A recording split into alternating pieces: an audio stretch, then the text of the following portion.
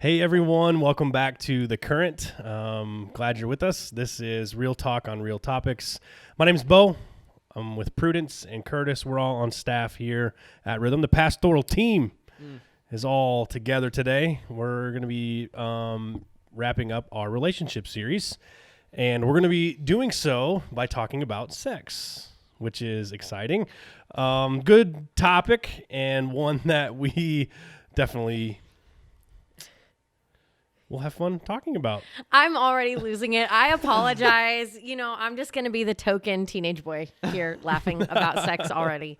Yeah. It's where we are. Yeah, but really, it's an important topic, and I think there's a lot of people that will benefit from today's discussion. And how we're going to approach this today is we'll talk a lot about kind of the sex culture in America and what are some problems we see there, and then we'll maybe wrap up the discussion talking about a Christian kind of worldview and a Christ ethic of sex. And so we'll jump in. We'll start talking about just kind of American culture. I'll just start by saying I think that our culture is hyper sexualized or sexual, however you want to say that. I think it's really, really far gone. And everything you look at, from advertisements to movies to culture in general, I think is hyper sexualized. And I think that's an issue, and of course we'll talk more about that, but I would just start there and say I think that is a problem. So what do you guys think? I think I think we both probably agree with you in that. And I think that what you see a lot with our culture and sex is like we both place too much importance on it, but we also have kind of lost the importance of it. I don't know, that's really broad and generic, but that's like my little input right now. I would definitely agree. I feel like we have a hard time sometimes as a broader culture striking some balance when it comes to how we relate to and how we deal with sex. I think there was a time, you think back maybe more 40s, 50s-ish, where it seems like sex was a bit repressed. It was kind of, hey, hush, hush, don't talk about this. We don't want to mention it if possible.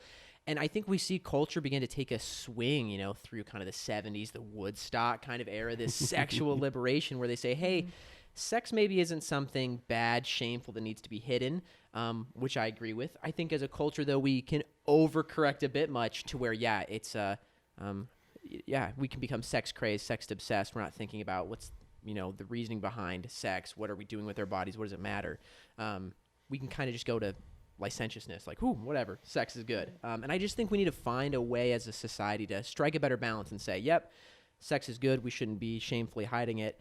But also, hey, is there some limitations or some ways to more healthily and less healthily engage with sex as adults? Yeah. And I know, Prudence, we were talking before, just how, you can elaborate on this, but just even like how we view bodies. Yeah. I think that was kind of something you'd mentioned. I think that's a huge thing in our culture is that, specifically in American culture, like a naked body is sexualized for some reason. You think about art, you think about even like, European, cinema and things, and it's not so scandalous to see a naked body, but for some reason we have decided, because of our culture, because of our time, society, whatever, for a number of reasons, that certain body parts are sexual. So, for example, there's been this movement on social media for years, Free the Nip.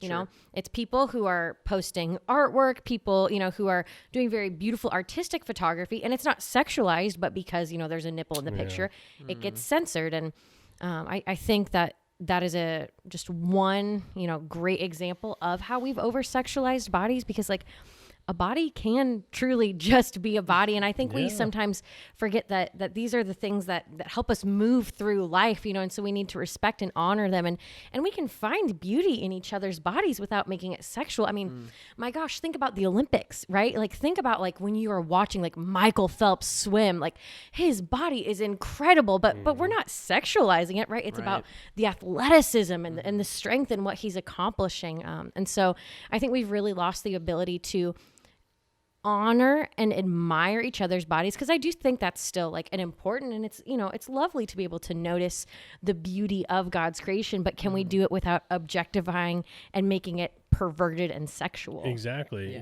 And like I remember even like being a middle school boy in a 6th grade science class, and we had different stations, and one of the stations was there's just tons of National Geographic. And I remember flipping through one of them and seeing like this remote African tribe, but there's a woman in the picture topless, Yeah.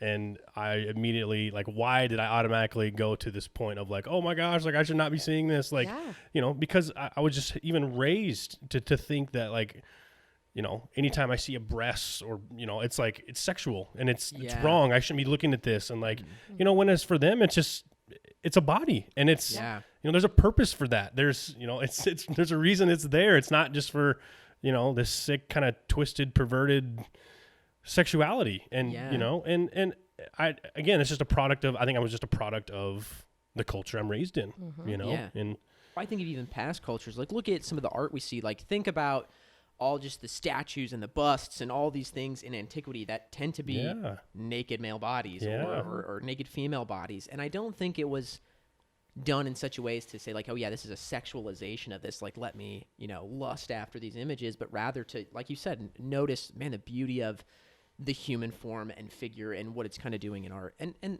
we can have a discussion about, where do we draw the line there? But I think it's healthy, or at least fair to say that maybe we've drawn the line a bit too far back. Yeah. And I'm not going to argue that everyone should just walk around naked and we just need to get over it. Like that's not like, I wouldn't say that either. But I think when it comes to art, I think when it comes to just the beauty of creation, we need to stop with the over sexualization of bodies. It is, I think it just needs to, like you said, we've swung too far. Well, and to kind of like play a little devil's advocate and just kind of, throw something funny at you. Like you talk about, you're not advocating for everyone to walk around naked. Like you look at Genesis, and whether you read it literally or, however you want to interpret that text, the 2 original humans in that text are walking around naked. And That's I think there's something to be said about the fact that we were originally supposed to be just exposed to each other and vulnerable with each other in that way.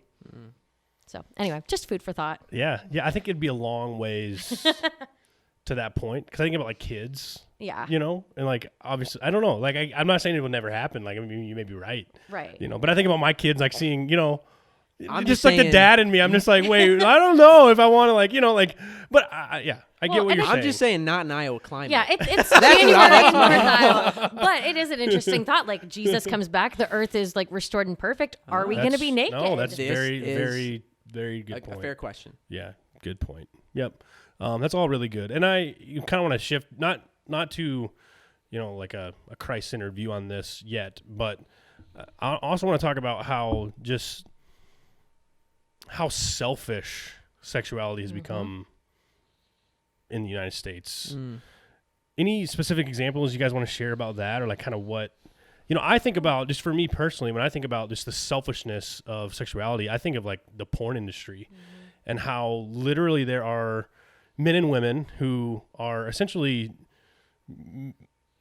profiting, making money. And again, that, maybe what they want to do, I don't know, but just the heightened just normalcy of pornography viewing, and like it's almost like it's kind of entertainment. It's just strictly my pleasure. There is no receiving end of that. I guess one could argue, well, that person's receiving money, but you get what I'm saying. I don't think that's really what sexuality should be, or a healthy sexual relationship is. Just obviously money on the other side is not ideal. But I think about just how selfish sexuality can be. Anything you guys want to chime in with that? I will. I think you make a great point. Sometimes I think of it, we talked about an alcohol episode. Hey, alcohol is a more or less a neutral substance in the sense of like it can be used well, it can be abused. And I think sex is the same way. And I think in a healthy sexual expression, it's not totally internally focused. This sort of thing of like, hey, I'm engaging in this act for my gratification. I'm, using you for my gratification. It's all about terminating in, just pleasure for the self. And I think, hey, a healthier sexual orientation would be to say, no, I'm engaging this not just for my own gratification, but for the gratification of the other as well. And we'll talk a bit more about this as we talk about, what it looks like to think about sex Christianly. But I think that's a big issue. It's just, the self-centeredness. Sex is all about just arriving at a instance of gratification. And I think we get it a bit wrong when we do that. Yeah. Well, I mean, when we think about, our society, our culture, how over sexualized, you know, things tend to be. When we think about this word objectification, right? Objectification, we're literally stripping people of their humanity Yeah, because of the way we're viewing them. You know, we're viewing them as like, okay, you are going to be the thing that gets me to feel good tonight. You know, this part of our relationship is going to be the crux of it because I'm going to feel amazing. It's going to be this great thing, or, you know, this image is going to make me feel certain, you know, whatever it is, but it's about me, and what can you give me, and not you as a human, but your body, you know, what can that do for me? And that's a huge issue. And the other thing I, you know, think gets really distorted in our culture is, it's so the way we think about men and women and their sexuality. And so often, you know, especially in media, like there's this idea of the male gaze, right? Which is that everything in media, movies, music videos, you know, all photography, all this content is done for men, whether it's, you know, pictures of women or men. You know, you think about the men who are portrayed in media, the ideal man, he's strong, he's, you know, muscular, he's handsome. It's the man that every man wants to be. And then the women are the women that every man wants to have. And so that really kind of distorts that lens in how we talk about sexuality, because we also forget that women are sexual creatures. Like we're not just here to serve and be this vessel. We're here to be part of this intimate relationship and this expression of love and affection. Yeah, for sure. Yeah, absolutely. And it's weird what culture does too, like exactly what you're saying, like how there's different roles in like a marriage, like, you know, it's like, it's just, I don't know. There's a lot that's twisted about it. And I think, you know, we do this a lot on this podcast, and I think we should. And I think, you know, hopefully it's not viewed as like we, you know, hate America by any means, but there's a lot about the United States and our culture that is different from the rest of the world. There are some, like a dark side of things that I think just like really is kind of American problems. And I would say this is one of them. You know, you look at the rest of the world, and I don't know, not just America, but like there's a lot of other parts of the world where this, you know, like it is not as big as an issue, I would say, you know? And I think this is kind of one of our demons, is just, you know, that particular thing. But yeah, so I think that's a good kind of point to shift the conversation a little bit and say, so then what does a, you know, a Christ-centered sexual ethic look like? What are some, would you guys say, are some qualities? You put Jesus in the mix, then what does sexuality become? You know, it's so funny to think of it like that, because, like, I'm sorry, like, when I go to have sex, like, I'm not thinking about Jesus. No, like, Jesus is not in the room for me at that point. Just, you know, because that's the way we've thought about sex before. It's like this taboo thing. Church doesn't talk about it. Like, you have sex when you're married, that's it. Like, that's end of discussion. But I think, you know, a big part of that, you guys already kind of alluded to, is you put that selfishness aside, and that time as Christians is supposed to be about like a mutually loving, respectful, intimate time where you're honoring each other. You're literally giving of yourselves to each other. And yes, it is for pleasure. Yes, you're probably going to enjoy it if you're doing it right. But it really is supposed to be, you know, not an act of selfishness, but selflessness. Yeah, exactly. That's so good. So good. Anything you want to add? Yeah, well, I think that's so great first to just highlight that selflessness. And I think to bring it back even to the pornography discussion, I heard this descriptor one time that just stuck with me, is that porn is like sex without hands. And I thought, oh, that's interesting. Like, it's sex without the touching, the caressing, the intimacy. It's all about, I guess to be crude, like just the act of penetration, you know? And I think a good Christian ethic, undoes that a bit and says it's not about kind of just the visceral act and about getting, you know, pleasure, but there's an intended aim behind this. You know, if we're just matter that's, you know, become sentient and we happen to have evolved with reproductive organs and that's the way we pass on our genetic material, then like whatever, do with it as you please, don't harm other people. But if we add Jesus to the equation and we say there is a God, and this God is concerned not only about our bodies, but what we do with them, there's an oddness, there's a reasoning behind the act of sex. And so if we bring that into the discussion, I think we get those kind of things where, it's not about just receiving pleasure, but it's about, just like Christ, giving, being a servant towards the other person. It's communicating something beautiful about love and intimacy and vulnerability. It's communicating beautiful things about, you know, God's love for his people. There's a whole lot more, I think, just rich vibrant meaning and purpose behind the sexual act right. when we bring Jesus into the conversation. That's not to say that I'm trying to cheapen it if you're not a Christian, Right. but I think it just gives us a different lens through which we view what is sex, why do we do it, when Yeah. we have Jesus as a Yeah. part of the equation. Sure. No, Yeah. it's a really good point. And you know, my hope is that, I mean, I'm glad we're having the conversation. I think churches just need to be informing people of like what this, you know, a Christ-centered sexuality looks like. And I think part of it for me too is hoping that the church can be a place where people can talk about this without shame, without guilt. And because I know on the flip side of the conversation, like we've mentioned a couple times, is the church itself has been very just like, we're not going to talk about this. Yeah. Whereas like just being really vulnerable, growing up in the church, really wish that they would have helped me prepare for this area of my marriage, you know, because it's been a struggle for us, and not like, you know, like a major issue, but it's something we've had to work through. But I had no foundation or no understanding of what like real expectations were in a marriage, Yeah. or like understanding, you know, how to honor my spouse Yeah. in this. And because it was just, it's never talked about. It was never even brought up, but it's such a big part of a healthy relationship. It is.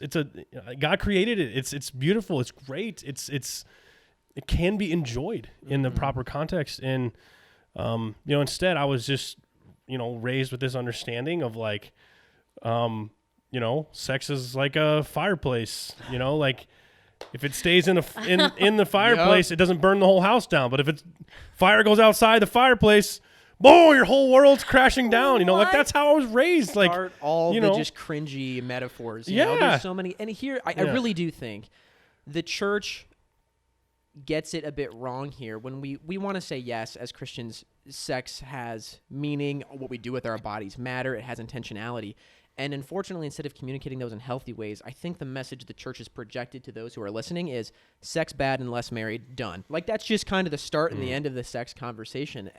And so I hear people like you, or I know so many people that I went to school with, you know, Bible college is a great place to see where people are just young and looking to, you know, have sex and okay, marriage is good. That's what they tell me. Let's just go ahead. And I find people, one, who are way disappointed, who find that, oh my gosh, this doesn't complete me, yeah, you know, No. and is everything, you know. Yeah. There's unrealistic expectations given about what sex is, and people feel weird if it's not right, or I haven't enjoyed, something must be wrong with me, you know, yeah, because we haven't formed people well enough. And then the second problem is when you're doing that, we aren't discipling our people well enough, you know. We're not going through and saying, hey, here's what marriage is, here's a positive view of what sex looks like, here's how we can handle it and use it well. None of that. We send our young men and women with no tools, just saying, hey, do you love each other? Do you love Jesus? Have you not had sex before? All right, have at it, you know? And and that just shows, I think, our people are going to be discipled, and right now they're being discipled by all sorts of other things when it comes to informing how they should think about sex. And so I think we have people who are hungry, young, and listening, and the church just isn't interested in giving good, coherent answers right now, which sucks. yeah. I hope that, again, like the church can begin to speak to some of that, you know, and, you know, we've talked about what does that look like for us, and the answer is I don't know for sure right now, but like I think one big piece of it is like the way Abby and I have been discipled, I guess, through this process is having really good friendships, quality friendships with Christian people that, you know, share a similar worldview, but maybe also still struggle or have questions, or like they've never really spoken out loud some issues they have, and they didn't realize it's common, or they, you know, or whatever, it's not common, or whatever the situation may be. But for us, like having just like deep, meaningful friendships with people that we can talk about some of those intimacy things has been just a game changer. And I know like in Christian culture, you know, it gets always labeled as like community, you know, you need to have community, but like, I think it just at a basic level, like people just need to have friends that share similar worldviews, like at a bare minimum, like just have really close friends that share similar worldviews. And that kind of stuff, like for us, has just come up naturally in conversation with some of our closest friends. And it's been so good. And not only do you leave, you know, conversations like that, not only do I feel like refreshed with my spouse, like having those honest conversations, But then I feel even closer to those friends because we've all Yeah. been vulnerable together. And it's like this beautiful thing of like what I really feel like the church always labels as community is happening kind of more naturally and organically. So Yeah. I would encourage you, if you're listening and, maybe you're in a relationship, with someone else and you are worried about this or concerned about this or like you have questions or want to further the conversation, I would say like really encourage you to take a step, get past the awkward and like really make good friends that have share some worldview with you and have those conversations. And I think it's a lot of work and that's a difficult step to take, but I think it's worth it. And I think you'll find that it's worth it if you can make those just deep, meaningful friendships with people that share a similar worldview. Because you can make, we have friends that aren't Christians too, but I don't really want them speaking because their worldview is not the same as me. So it's almost like it's not that I won't listen because I think they can still, provide insight. It's not like I would just dismiss them, but I want people in my life that share a similar worldview that can push me and challenge me because I don't have this area of my life figured out. Again, like even me, like we wrestle with this whole thing. And so who's shaping me, who's forming me, who's helping me in my discipleship process. And I think those friends have offered so much help and support and just guidance through it. And I hope the same for other people, That's so good. And I want to just add on and say, for people who are in that space and say like, I'd love that. I wish I could have those kind of conversations. I wish I had people I feel comfortable having those with. I would want to encourage you and say, sometimes the most difficult and scary thing to do is to be the person that first offers that vulnerability and says, hey, let me just have an uncomfortable conversation. Let me be honest with kind of where I'm at with some things. And what I think we find happens is at first we're afraid to kind of be vulnerable and exposed before people. But then a room full of people go, I've been thinking the same, and they just feel uncomfortable to be able. But once someone kind of opens the floodgate and everybody else says, oh, I can be real.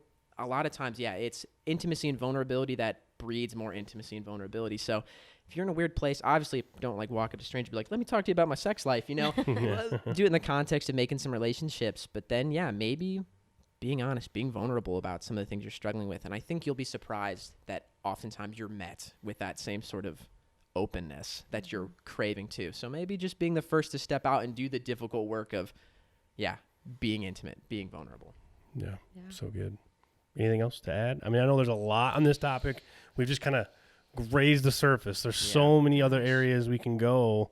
But anything else either of you want to add as far as Christ-like sexuality? Yeah, I think I just would say, and this is something we didn't talk about before coming on here, but there's so much that can make this complicated, right? There's people who have been, abused sexually. There's that trauma from the past, or, you come from like purity culture and you have all this, baggage and guilt, or, you're just having issues as a married couple because like, it's not like they show it in the movies and it's, everything doesn't always work and fit together just right. And, sometimes it's just awkward and there's just so much, and it's okay that it's an uncomfortable subject. Like sex is so natural, but that doesn't mean that things always come naturally. And that's why communication, not just with the person, you're engaging in this act with, but with people that you can trust is so important. And that's something, like you said, I think the church needs to get better at, is just communicating and being able to talk about all these different, facets of sexual experiences. 'Cause it's crazy. You're exactly right. I've even had conversations with people, because of their past, because of things like abuse, things like that, it has deeply affected their sex life. And again, that has to be talked about. There's got to be a way that the church can come alongside and offer a space in which they're safe and they can get honest answers to honest questions, the best that we can. I'm not like a sex health expert, but I do understand the kind of the approach that I think Jesus would take in regards to this. And again, it's like we've mentioned, and just kind of summarize where we've gone, I think real quick is, we talked a lot about the American culture and what the issues are. And I think we'd all agree that we kind of swung too far. Like we're just over sexualized. Maybe we can find a middle ground as a culture that would be a little bit healthier. But then also to contrast that with like, what is it, a Christ-centered sexuality look like, I think is, to summarize kind of the conversation is, it's always self-giving. That's the posture, is humility, self-giving. How can I put others before myself? That is, it sounds so cliche, but really at the heart of who Jesus is, that's that is the heart of who Jesus is a self-sacrificial being that is informing not only what we do each and every day, but even our sex lives. And, and it's a beautiful thing about Jesus is it's always others first. And that's what's important and I know the temptation is always there. Like, what do I want? What do I need? And even that, obviously that bleeds into our sexual lives too, but how can we put someone before ourselves is always the posture. So it's been really good.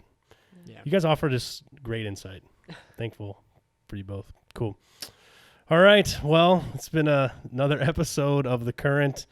Definitely real talk on real topics. Yes. It's good episode. We'll be back next week with another awesome topic. So thanks for joining with us again, and always like, subscribe, follow along, and I don't want you to miss an episode. So so share it with your friends, and obviously offer any feedback or any questions you have. We'd love to answer those. So thanks again for being here. Hope you have a great week. We'll see you next time on The Current.